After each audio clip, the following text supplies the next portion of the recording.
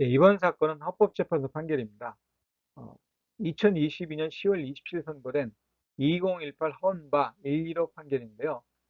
근친혼 금지에 관한 규정이 혼인의 자유를 과도하게 침해하는 것은 아닌가에 관한 것이 이번 사건의 쟁점입니다. 구체적인 사실관계를 보면 다음과 같아요. A와 B는 2016년 혼인을 했고 B는 A와의 사이가 육촌이라고 하는 것을 이유로 해서 혼인 무효 확인 소송을 제기했습니다.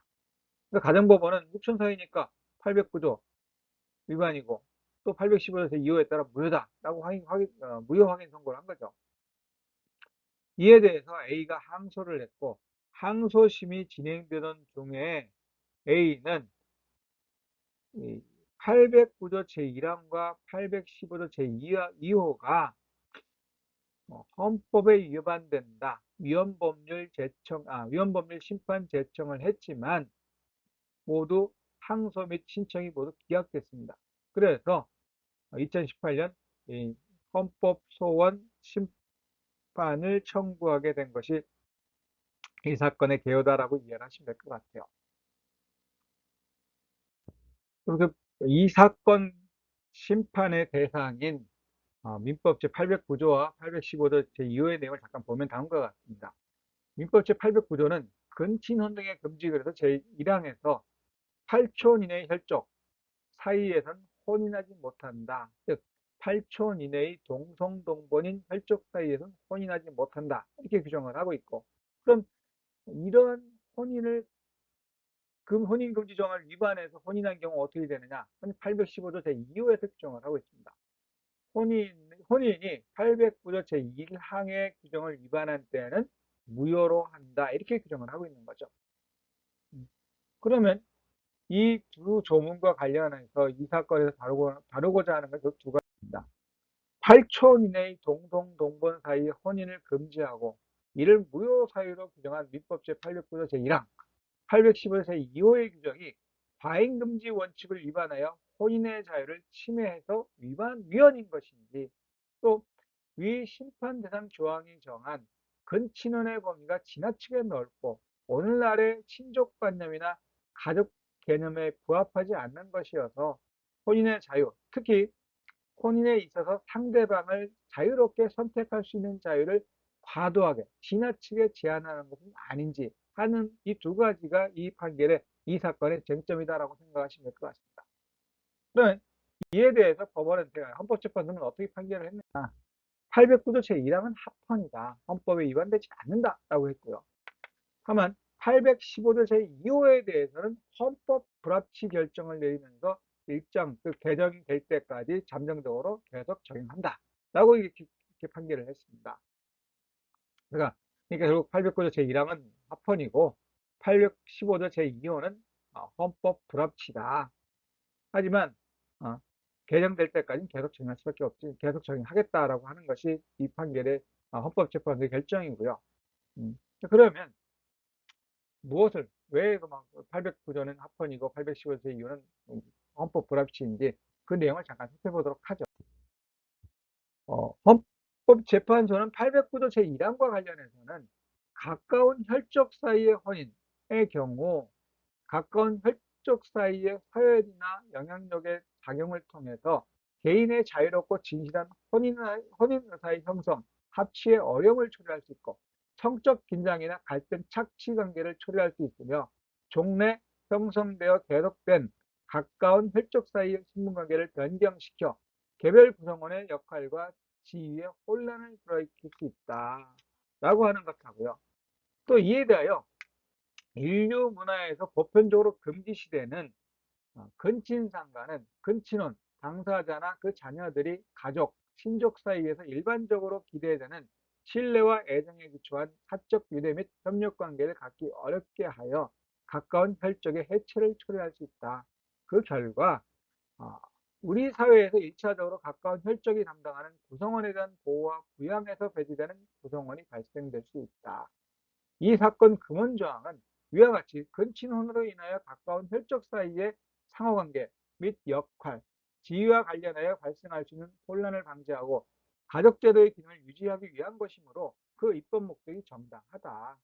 또한 8촌 이내의 혈족 사이의 법률상의 혼인을 금지한 것은 근친혼의 발생을 억제하는 데 기여하므로 입법 목적 달성에 적합한 수단에 해당한다. 즉, 근친혼과 관련해서 그 금지를 규정하고 있는 이 809조 제1항은 어떻게 해요? 입법 목적상 정당하다라고 하는 적합한 수단에 해당한다. 이렇게 이야기를 하는 것이고요. 그리고 이 사건 금원조항은 촌수를 불문하고 고계 혈족 간의 혼인을 금지한 구민법상 동성동본 금원조항에 대한 헌법재판소의 헌법 불합치 결정의 취지를 존중하는 한편 우리 사회에서 통용되는 친족의 범위 및 양성평등에 기초한 가족관계 형성에 관한 인식과 합의에 기초하여 근친의 범위를 한정한 것이므로 그 합리성이 인정된다. 범위는 좀 넓다라고 이야기하지만 어, 여전히 그 합리성은 합리적이다. 그 합리성을 벗어나진 않는다라고 하는 것이고요. 급속한 경제 성장에 따른 산업화, 도시화, 그리고 교통, 통신의 발달, 전국적인 인구 이동 및 도시 집중 현상 등과 같이 친족관념이나 가족의 기능의 변화를 가져올지는 사회적, 문화적 변동이 계속되고 있는 오늘날의 상황에서도 친족관념이나 가족의 기능에 관해 세대 간 견해의 변화가 있었다고 단정하기는 어려운 만큼 민법이 정하고 있는 친족의 범위를 고려하여 정한 이 사건 금원조항이 입법 목적 달성에 불필요하거나 과도한 제한을 가하는 것이라고는 볼 수 없다. 한편 이 사건 금원조항이 정한 법률혼이 금지되는 혈족의 범위는 외국의 입법례에 비하여 상대적으로 넓은 것은 사실이다. 그러나 근친혼이 가족 내에서 혼란을 초래하거나 가족의 기능을 저해하는 범위는 가족의 범주에 관한 인식과 합의에 주로 달려 있으므로 역사, 종교, 문화적 배경이나 생활 양식의 차이로 인하여 상이한 가족관념을 가지고 있는 국가 사이의 단순 비교가 의미를 가지기 어렵다. 이를 종합하면 이 사건 금원조항이 침해의 최소성에 반한다고 할 수 없다. 이 사건 금원조항으로 인하여 법률상의 배우자 선택이 제한되는 범위는 친족관계 내에서도 8촌 이내의 혈족으로 넓다고 보기 어렵다. 이에 비하여 8촌 이내 혈족 사이의 혼인을 금지함으로써 가족 질서를 보호하고 유지한다는 고객은 매우 중요하다. 따라서 이 사건 금원조항은 법익 균형성에 위반되지 않는다. 그렇다면 이 사건 금원조항은 과잉금지 원칙에 위배하여 혼인의 자유를 침해하는 것이 아니다라고 해서 809조 제1항은 혼인의 자유를 침해하지 않는다라고 판결을 했습니다. 이에 비해서 15조 제2호 조항에 대해서는 과잉금지 원칙에 위배하여 혼인의 자유를 침해한다라고 판결을 했습니다. 간단하게 근거를 보게 되면 이 무효조항은 일단 정당한 입법 목적 달성을 위해서 적합한 수단에 해당한다. 따라서 헌법에 위반되지 않는다. 하지만 아무런 예외 없이 법정 대리인 또는 사촌 이내의 친족이 언제든지 혼인 무효의 소리를 제기할 수 있는데 이는 당사자나 그 자녀들에게 지나치게 가혹한 결과를 초래할 수 있다. 그리고 8천 이내의 혈족 사이 혼인을 일률적으로, 획일적으로 혼인 무효 사유로 하는 것은 입법 목적 달성에 필요한 범위를 넘는 과도한 제한이다. 그러니까 이미 혼인하지 말라고 했지만 이미 혼인이 이루어지면 어떻게 할 것이냐라고 하는 겁니다. 신분에 관한 공시제도가 없고 사랑해서 결혼을 했는데 알고 봤더니 동성동본이더라. 헤어질 수도 없다라고 하는 거예요. 그러면 일률적, 획일적으로 모두 무효로 할 것이 아니라 경우를 나눠보자라고 하는 겁니다. 나눠보자.